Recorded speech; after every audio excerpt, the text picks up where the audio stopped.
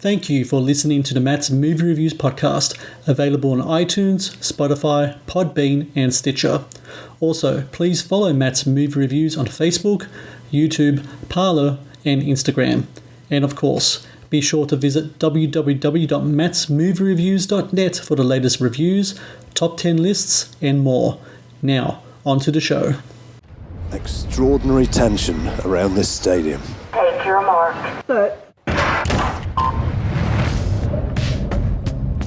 On a vécu quelque chose qui nous a pas permis de pouvoir réussir. This is how I am. Merry Christmas. If you're thinking every day, why me? You will never go anywhere. When I saw how sport is accepted, it was logical to start a sports movement. We want to change the way people saw people with a disability. There isn't anything else in the world that can bring you back from the darkest places than sport. Hello and welcome to the Matt's Movie Reviews podcast. I am your host, Matthew Pejkovic, and this is episode number 317. Streaming now on Netflix is Rising Phoenix, a documentary that delves into the history of the Paralympics and the athletes who overcame stories of struggle and hardship to represent their countries on the world's biggest sporting stage. Visually engrossing and inspirational in its message, Rising Phoenix is a must-watch and one of the best documentaries of the past year. And joining me now on the Matt's Movie Reviews podcast are the directors of Rising Phoenix, Ian Bonhote and Peter Ettedgui. Ian and Peter, I thank you very much for joining me today. Oh, thank you for having us. And you've done the names brilliantly. Well done. Yeah, and thank you also for such a lovely message about Rising Phoenix. Oh well, thank you, especially in regards to the names, because it's such a weakness of mine, which is weird considering my surname is Pejkovic and it's a weakness for other people. So I'm glad I got that correct. So I absolutely admire the work you guys have done with this documentary. Ian, you know, when McQueen releases to great acclaim like a couple of years ago, or a few years ago now in 2018, I'm sure that both you and Peter just received so many different offers about projects, what to do next. I'm sure you will have received a lot of things about the fashion world as well, which is something you probably wouldn't want to dive into it again. But what was it about the story of the Paralympics that really spoke to you both, that made you want to say, yes, this is what we're going to do for our next project?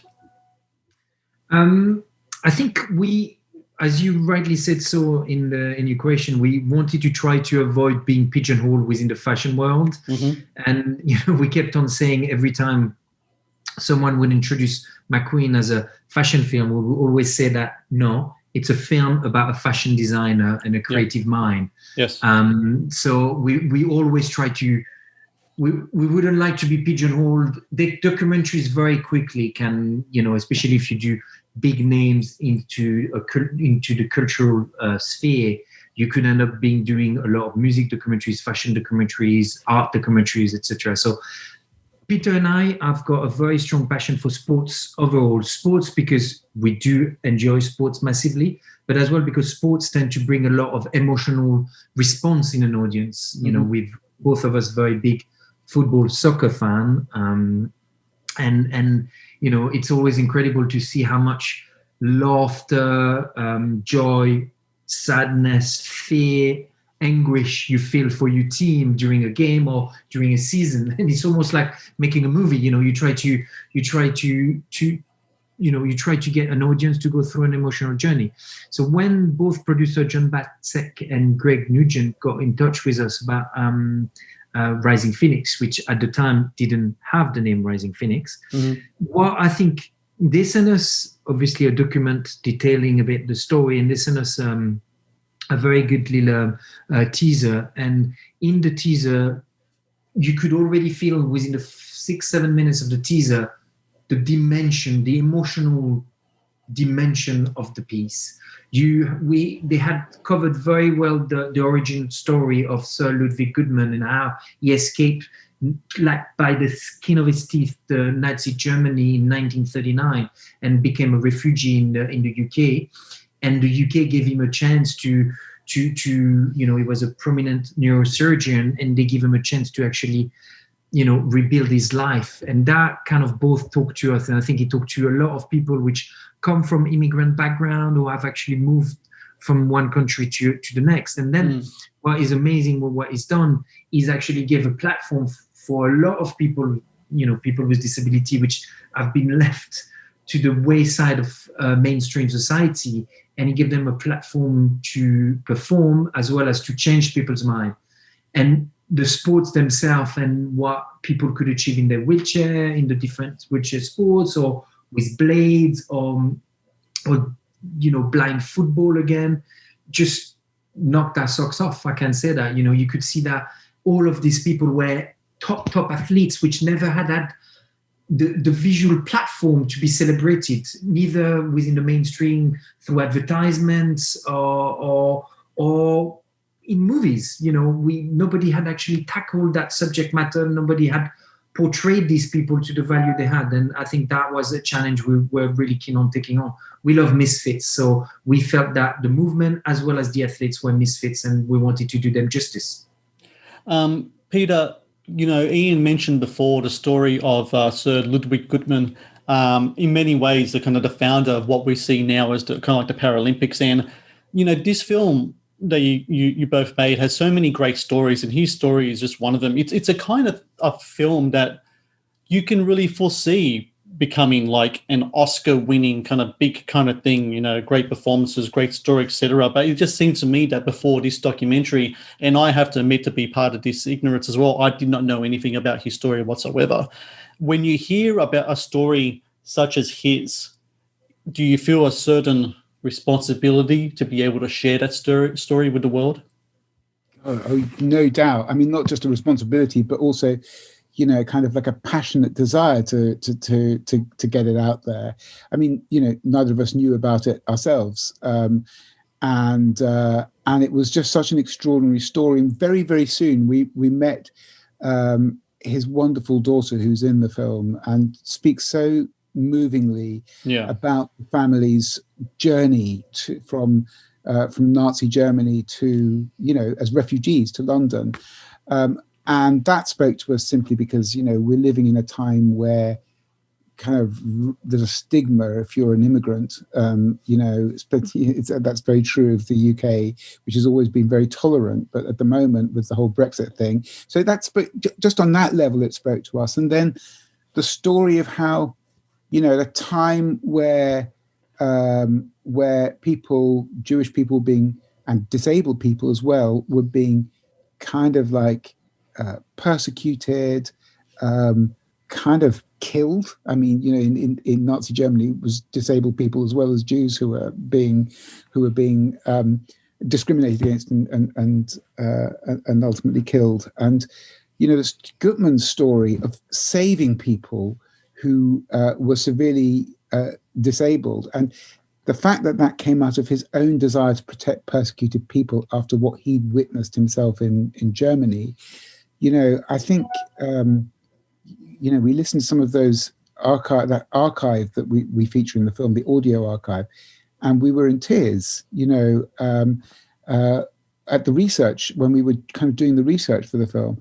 So we felt, I wouldn't, because responsibility sounds too heavy. It was sort of like it was like one of the great joys of making this film was to share a story of someone who is a kind of a figure who has, in his own ways, he belongs in the pantheon of greats, up there alongside a Mandela. He's someone who fought for an oppressed people in a way, and then in the call, and as he began to actually, help to rehabilitate people who had previously, paraplegics, etc., who had been left to die, he kind of like discovered that whole notion of using sport, and then through that, this sort of, as his daughter says, this crazy dream to kind of stage an event that might one day stand alongside the Olympics. Yeah. I mean, that's the kind of story that you can't make up, but it happened, and yet no one knows about it, and you just kind of think, we have to put that on the screen so that people do know about it. And that, of course, is just, I mean, we always looked at him. We always kind of like looked at our Paralympians almost as sort of like superheroes. They kind of come in, they've overcome their own huge obstacles. They come into these, they become elite athletes, and they really are elite athletes. And they put on a show that transforms people's attitudes to disability or to ability, in fact. And we kind of like saw Goodman as like the granddaddy, the inventor almost of these extraordinary Paralympians, our superheroes. Ian, Peter just mentioned the word superhero there, and it's a word, a term that is brought up almost off the bat in the documentary that Rising Phoenix, and it's really interesting in that I can totally understand that where that angle is coming from. And I'm pretty sure it was during the London Olympics. I think Channel 4 were doing promos with that similar kind of thing as well. But what's really interesting about your film is that yes, you talked about the whole superhuman kind of aspect of it, but you don't sacrifice the humanity behind that as well. There are stories. Every great superhero has a story that kind of inspires them and drives them and motivates them. Trying to achieve that balance in your documentary, how do you go about doing so, especially in regards to these athletes who, although present themselves as superhuman, really come from, a lot of them come from the really heartbreaking kind of upbringings, and they had to kind of overcome many things to be where they are today. So about the superhero, the Marvel Avengers concept, we actually came up with we tend to approach documentary with a sort of drama mind. We like to almost have a fiction genre in mind when we tackle a documentary. With McQueen, we thought of it, and we ended up settling on a sort of Greek tragedy sort of structure. And for Rising Phoenix, it was the same creative approach we took to start with the project. And you mentioned the Channel 4 campaign, Superhumans. We were so impressed by that campaign when it came out in 2012. And at the time, I was doing quite a lot of advertising, and they were that campaign was the campaign which every young director was talking about. It was the amazing campaign. And throughout the world, actually, he won a lot of awards. So when we came to the project in 2019, it was a bit like, can we beat it visually, what they had done? Can we beat the emotional sort of impact that they were having in showing, all of the para athletes with no shame or no fear or no, it's a little bit about what you're looking at sort of attitude. And that was one of the aspects. How could we sort of elevate just the sporting element? Advertising does it very well in where you merge almost the mythical or the mystical with the actually athlete achievement. So that was an element. And then the other element is one of our first interviewees, Jean-Baptiste Alès, the French athletes, survival of the Burundi civil war, Burundi being northern of Rwanda. He literally survived some of the most horrific, events, left badly scarred, a leg cut out, and many machetes scars on his body. Yeah. And when we started interviewing him, he came up. I remember I was doing the interview in French with him because his English is, we thought we'll be able to get more emotion out of doing in French. And he actually came up with the concept saying, when we come to a game, it's almost like the Marvel Avengers. We all come together to try to change the world. And I remember Peter and I exchanging a look, thinking like, this is exactly what we're talking about. So we actually ran with the concept. We know for a lot of people, it might be a little bit like, many of our other athletes, they don't want to be considered having extra sort of powers or being superhumans.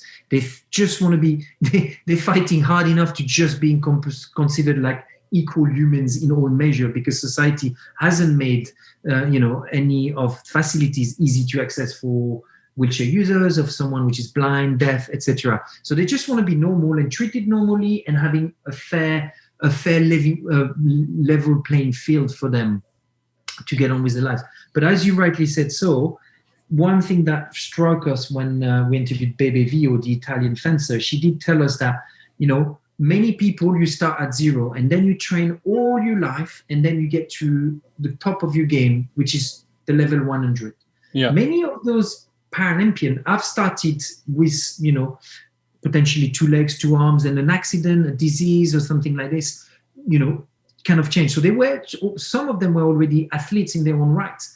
And then basically the story take them from 0 to -100, where they had to relearn everything. They had to, in Bebe's case, she survived meningitis and she's a quadruple amputee. She got both of her legs cut off, and then a few months later had to have both arms cut off when the disease wouldn't be beaten, basically.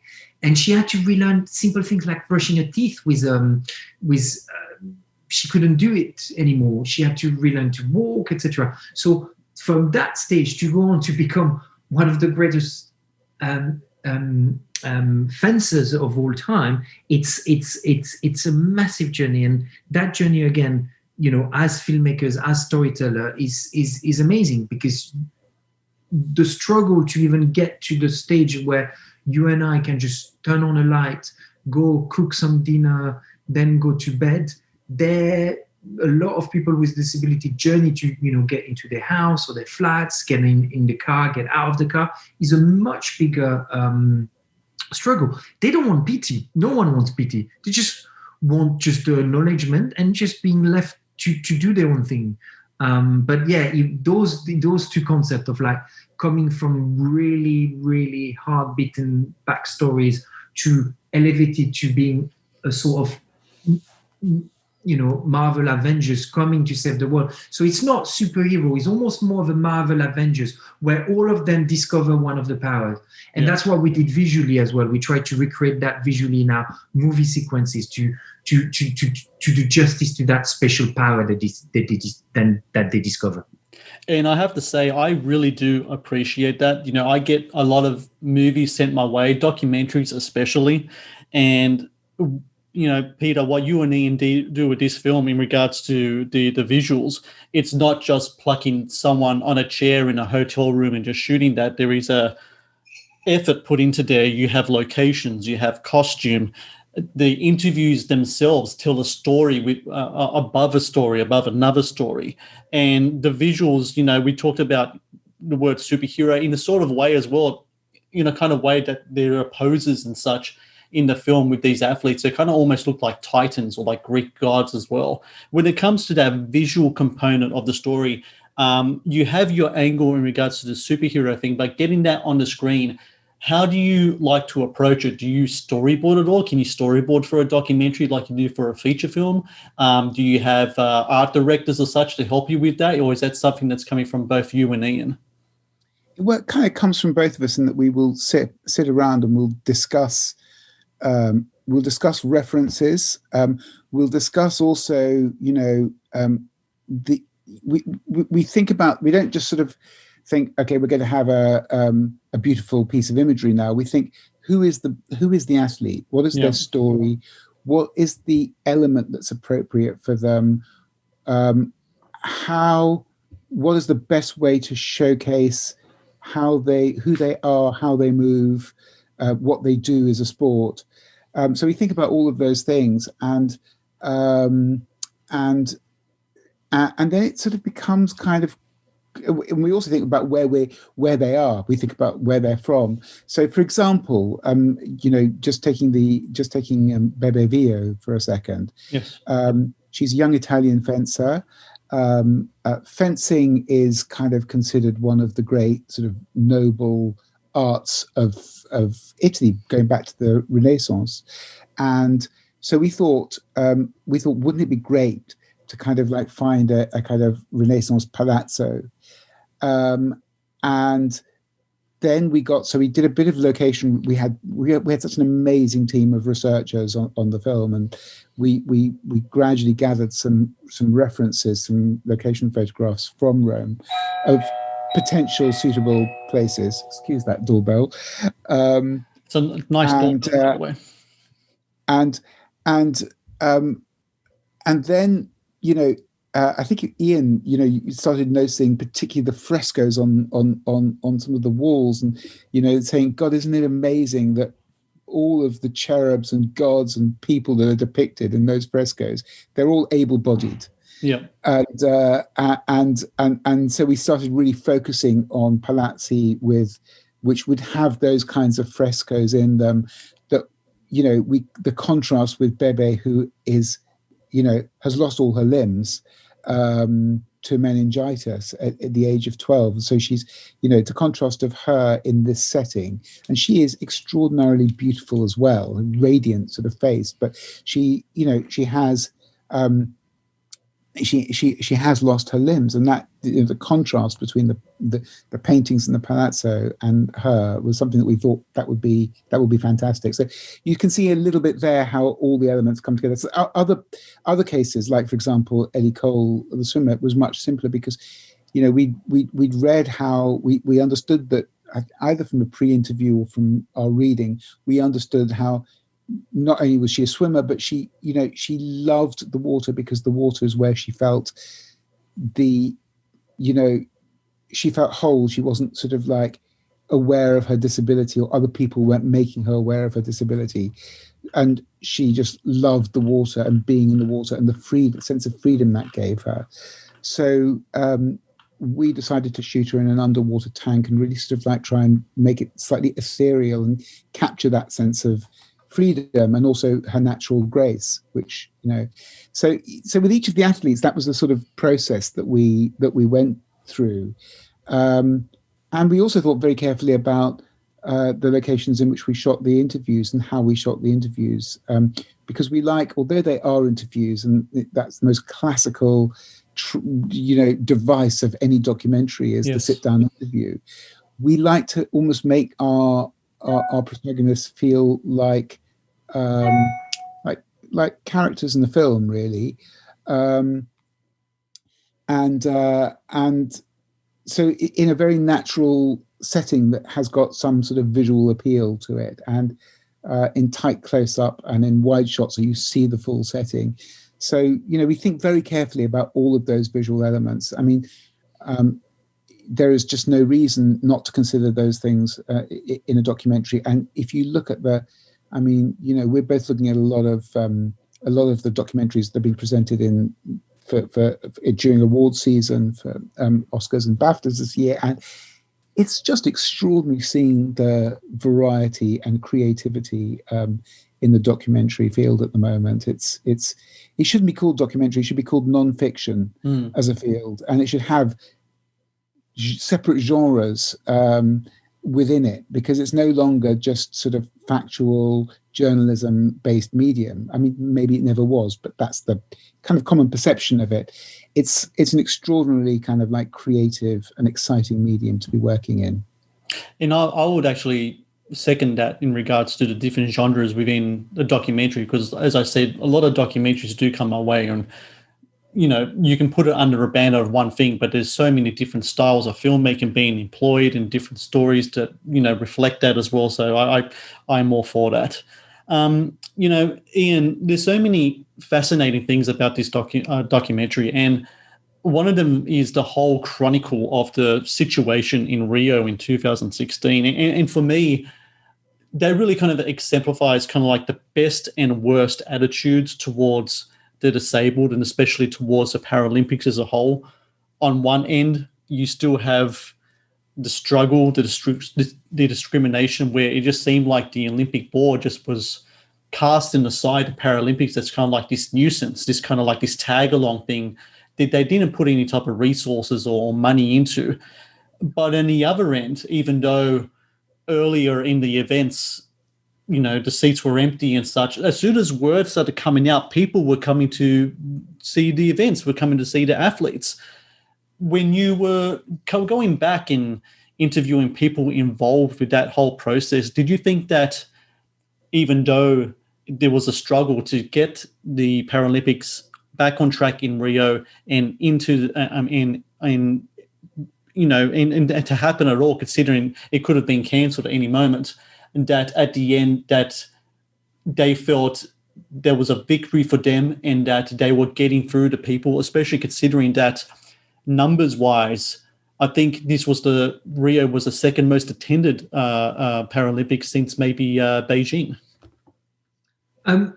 Yes, I mean, actually, we tend to work a bit the structure of the film. Though with this film, it was so complicated because so many strands of storyline, so many characters, such a long period to cover, such a strong emotional backstory, origin story. So, but when we came across, and that was actually present in the teaser, we I think we can take a lot of credit with Peter, but the producers had already spotted it, and they had done many interviews with Sir Philip Craven already at the time, and they already had themselves spotted the sheer panic that you must face as an organizer, as someone running a massive organization like the Paralympic movement, and suddenly having a chance that the game that you spent 4 years, your athletes spent 4 years training and you spent 4 years planning,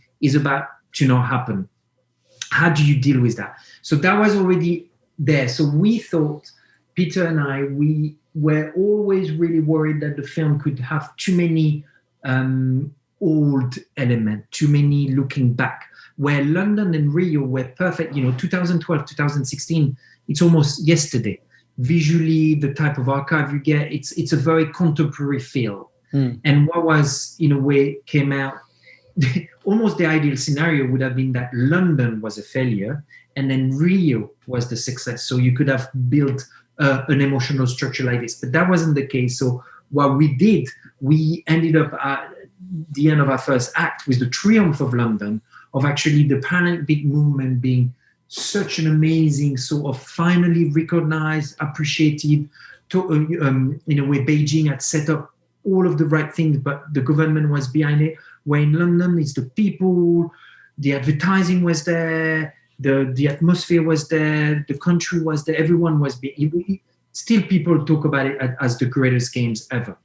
But then people say, it's London, it's the most open-minded city, it's a wealthy country, it's the birth of the Paralympic movement through Sir Ludwig Goodman and Stoke Mandeville Games in 1948. They happened there at the same time at the London Olympics. So it was a bit like coming back to the place where Rio, it's in Brazil, the country being what it is, always politically, economically, we'll have ups and downs, etc. But can we do it again? Can we do it successfully again? And it appeared that they were going to run into trouble, and the trouble started appearing and the cracks starting appearing a year before. And it became almost for us ideal as a metaphor of what the movement had to suffer throughout its history. I think Javier Gonzalez in the film says it, we had one good game, one bad game, one good game, one bad game. You had Athens and then Sydney, or you had Atlanta after Barcelona, which was successful. So they constantly had to fight between success and failure. But in a way, the movement is at the image of the athletes, and the athletes are like the movement. One day people are celebrating them and appreciating them, and then the next day when they remove their kit and they have to go to the supermarket or they look for a job within the mainstream society, people close door on them because society doesn't think they're good enough. So that's basically, we use those metaphors of our athletes' journeys and the Paralympic movement and its ups and down, constant ups and down journey has the anchor of our film, and that became the contemporary story.